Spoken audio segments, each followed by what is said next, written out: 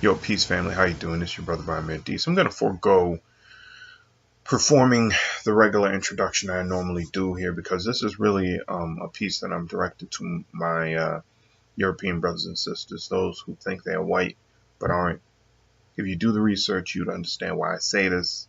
You go back to the late 1800s, the early 1900s, you'll see some very well-defined graphs, not graphs really, but lists of who is to be considered white and who is not. Most Europeans are not white. They think they are, but they are not considered white. You're not pure enough. If you go to 2012, there was an article, a very popular article that was ran during the election time. And it showed two pictures. It showed a picture of Obama and his family, and then a picture of Mitt Romney and his family. And the caption, if I recall correctly, said something like, Barack Obama represents the future of America. Kind of ironic, it showcased, a white woman sitting in pretty much the seat of power for the family, which shows you also what they really want as the future in America. But then it also said that, Mitt Romney represented kind of the past of America, where everything was lily white. Well, Mitt Romney is likely, really, literally considered white. His family has no color to it. And I'm pretty confident that he probably traced his lineage back far enough where he could probably claim white status. There are specific criteria that you have to meet. For instance, if you have any Irish blood, forget about it. Forget about it. If you have any Eastern European blood, forget about it. Can't work. The Scandinavian people are looked very highly when it comes to whiteness. So are the Anglos and the Anglo-Saxons and some of the British people. But the majority of people who think they're white are not white. Many of the Italians who claim whiteness, you can't claim it. They don't consider you white. Heck, there are people who are who are dark-skinned who they considered white. And those people mostly are, some of them are Arabs and some of them live in present-day India. And then there are white folks, obviously, that live in Russia and even down into China. But there are specific criteria that you have to meet in order to claim that white status. So this is not a video actually for that. That's just introduction information. What this is really is a plea to come back home. I think black folks, for a long time, we have thought that we could save y'all, and we can't. That's not what we're here to do, even though, we still think we can save you. You have to get in touch with your European roots and understand that to be called European is not to be called white. And to embrace your Europeanness is to embrace a path back to the Most High, and to really embrace a path back to the cosmos, back to the blackness, which so many of you, especially young people, really honestly see yourselves as. You see yourself as one, as wanting to fit into blackness, but you have no clue about what blackness is, and more so, who you are in relationship to blackness. So many of you have beautiful souls and don't even realize it. So many of you have the potential to have beautiful souls and don't even realize it. You are looking for something that you can only find through deep reflection internally. You were born in the skin color that you were born in because it's a badge and it's a mark. It is to tell you that you can't look to the superficial externally to find the beauty which is in abundance inside of you. The strength which you seek is superficially offered to you because of your supposedly white skin. But it's a false strength. It doesn't actually mean what they continue to tell you it means. Why is it that your elite, that the European elite are so afraid of the radicals, because even though they got it twisted early on, the radical digs to the root and sees the seed in the root. And they are afraid that if you were to really dig into Europe, you were really to dig into your European past that lives through you. Understand what I'm telling you, my friends. This lives through you. This European past lives through you, and it connects you to Africa. It connects you to the cosmos, but it is not blackness how you understand it. If you were to dig into that past and you were to really understand the layer upon layer and layer upon layer of mistreatment that came at these elites, at the hands of these elites, and if you were to then embrace the strength and wisdom that came from your surviving, often to the point of death, that mistreatment, so that you could go home, you could rest, and then you could come back. Some of you, unfortunately, didn't go home and rest. You were so eager to get back into the fight, you came right back in. 2-3 days later, you were back in here doing more, and it tired you out.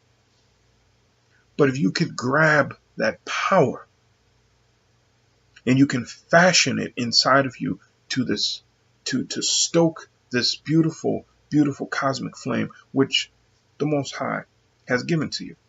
This is what I'm trying to tell you, my European brothers and sisters.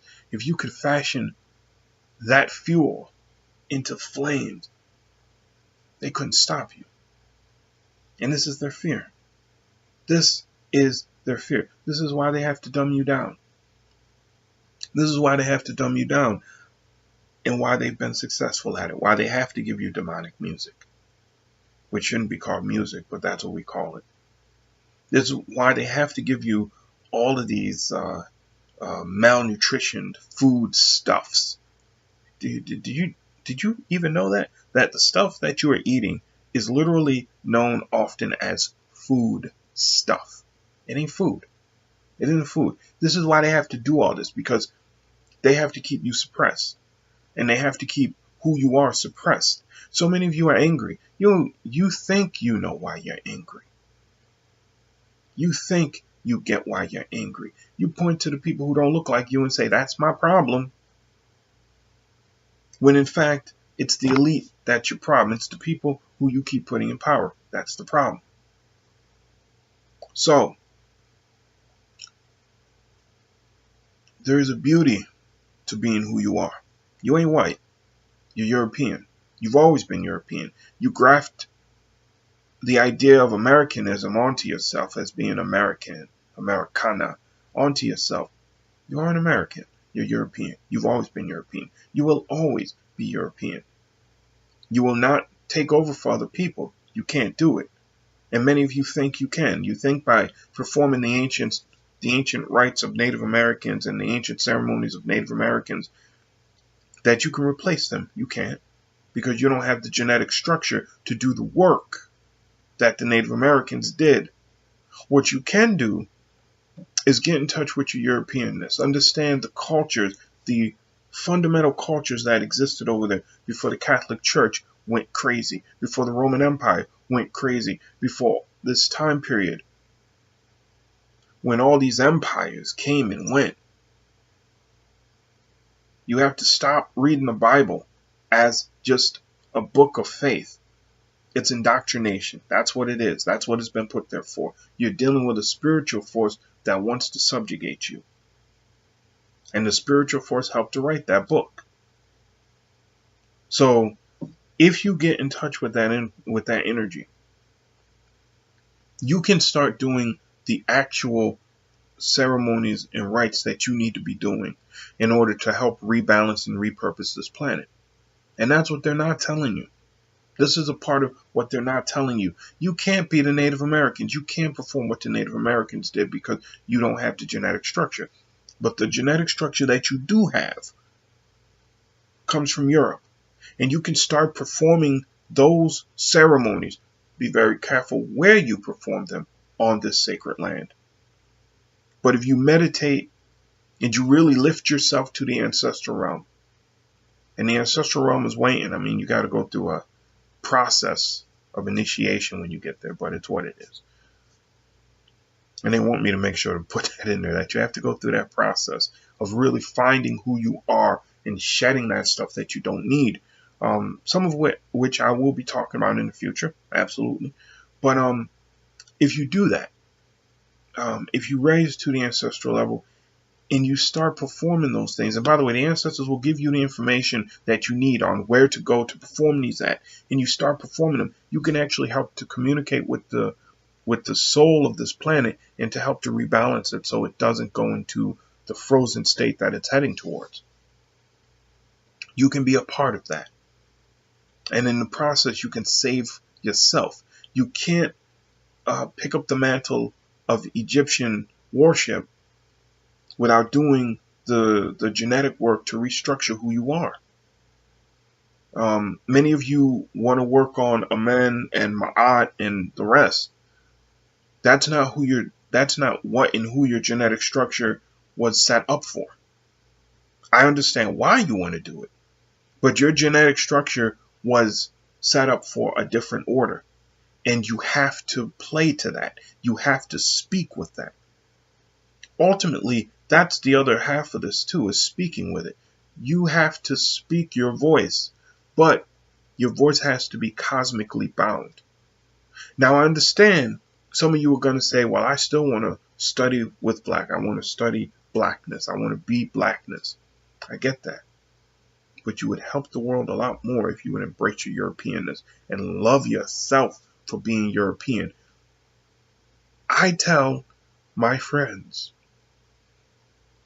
who always ask me, and I've had many people ask me this because I'm the type of person that European Americans tend to ask me stuff because I don't get angry and I explain it in a very calm manner.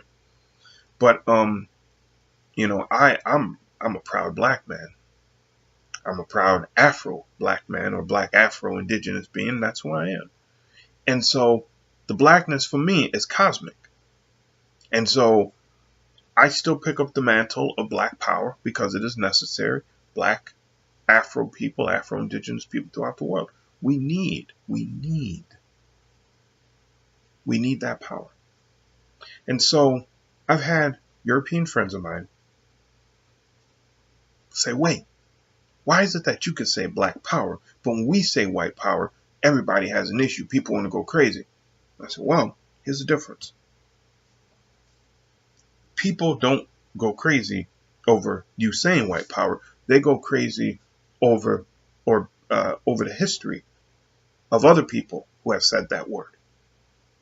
When black people said black power, we meant it as an expression of self-definition for growth and prosperity for us and our society. We weren't trying to hurt you with it. But when people of European descent have said white power, they have always meant it as a weapon to destroy, to break down, to torment, and ultimately to murder other people who they classify as non-white. That's the difference. Now, truthfully, if you would embrace your Europeanness and want to run around and say European power, cool. However, if it's just going to mean destruction, colonialism, and more for other people who you classify as non-European, then your paradigm hasn't changed. You're still doing the same thing. The Most High is ready to welcome all of you back, or at least the most of you that can make it, because there's a lot of snakes among you. There's a lot of snakes and evildoers among you, and you don't need to expose them by just saying, well, you said something wrong. No. You need to expose the ones who are the most devious, who are actually spreading the poison. And learn to see evil. Learn to see what evil is and acknowledge what evil is. The Most High is ready to welcome you back. And in fact, that's the reason why I'm doing this video. Is because so many of you, I think, listen to my videos and want to talk about me hating white people, hating Europeans, having a very broad disgust for Europeans and white people. I really don't have time for that.